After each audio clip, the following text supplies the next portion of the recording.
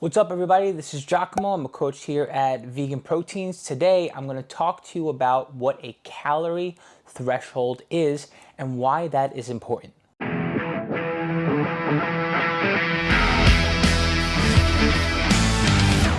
Simply put, a calorie threshold is a point at which you continue to gain or a point at which you continue to lose. And it's really important to test those boundaries because it will give you a chance to change your body composition. Bodies crave homeostasis. And you will not reach your calorie threshold if you're too afraid to eat more or eat less in order to lose body fat or gain muscle. Your body will stay where it is by upregulating or downregulating your metabolism by as much as 15%. Obviously not a good thing because your body's not really changing or moving in any particular direction and you're just boosting your metabolism, upregulating it, or downregulating your metabolism, thus slowing it down. Your body will stay within a 15% range on the upper end and the lower end without actually gaining or losing. A calorie threshold, typically, if we're doing like a formula-based analysis of this, will happen, magic happens when you boost your calories by more than 15% or push your calories down by more than 15%. At that point in time, you're going to be in a position where you're in a surplus, which tells your body, hey, I got all the resources I need. Let's put some muscle on, let's recover, let's perform, let's have more energy. Or, okay, maybe I'm gonna conserve energy, but I'm gonna use more of my energy right now and I'm gonna lose body fat. And obviously you do the right things and you do what you can do to hold on to, sometimes gain muscle, and in some scenarios, if you're dieting really aggressively, try not to lose a lot of muscle. Anyways, so this is what a calorie threshold is, and this is why it is important. The best thing to do to know where your calorie threshold is to start with step one. Determine what maintenance is for you.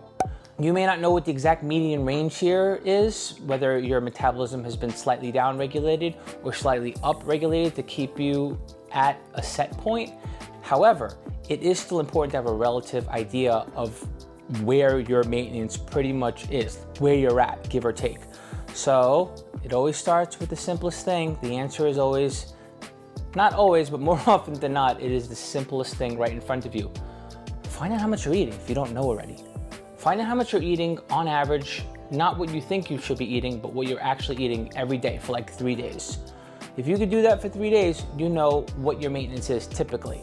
And now, rather than thinking, oh, I'm gonna up my food by 15% or lower my food by 15%, you could start bumping up or pushing your calories down by anywhere from 50 to 200. That's typically what I'd recommend. The greater your calorie budget is, the more food that you work with in general to stay where you're at, the higher and more aggressive you can be. Or if you just wanna be aggressive and you wanna try to push for your calorie threshold where you can be in a surplus faster or in a deficit faster. That is entirely up to you. That's a matter of personal preference. And you don't have to do it with calories. You can also do it in a more, how do I say, a less mathematical kind of way where you're like, all right, well, I'm gonna eat a couple extra pieces of fruit or an extra avocado, or I'm gonna have one less snack in the day, or cut my potato or my rice in half, etc., etc. So there are ways to do this without thinking in terms of calories. Of course, you could do this with calories too and macro. Again, personal preference. But step one is to figure out where you are at, give or take, maintenance-wise. Then know that if you really want your body to get taken out of a state of balance and be moved in a direction where you're not just maintaining, you need to push. You need to push and you need to find your calorie threshold and figure out what you need to do, how much food you need to add or take away in order to get things moving, to make the magic happen, essentially. Once you figure that out, you'll be able to get to your calorie threshold and you'll be able to change your body.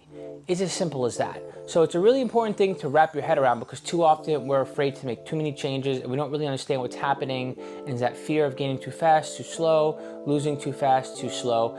And The other thing to bear in mind is, although I'm giving you formulas, there are so many factors here. What are your stress levels?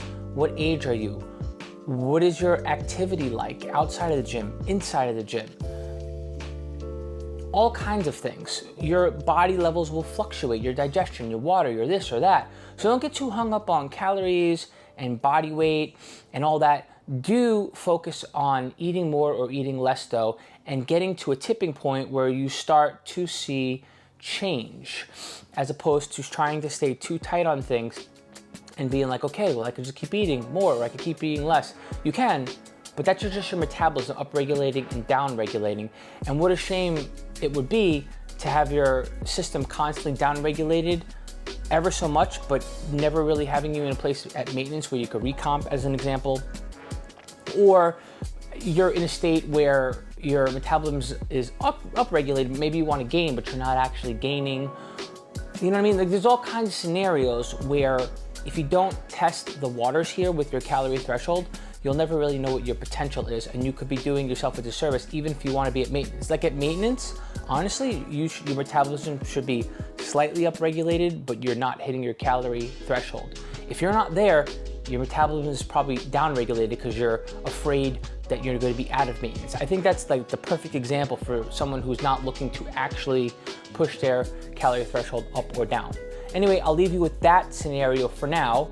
If you're interested in knowing more, hit us up for coaching, become a part of our private community, post in the comments, be in touch with us. This is literally why we do these YouTube videos and why we're in touch with you, because we want to share our information, our experience over the years, and everything that we've learned and everything that we've done with others and all the ways that we've experimented on ourselves here at Vegan Protein. So hopefully you like this video, hit the subscribe button, let us know what's up, be in touch. We're here for you, all right? And I'll catch you on the next video.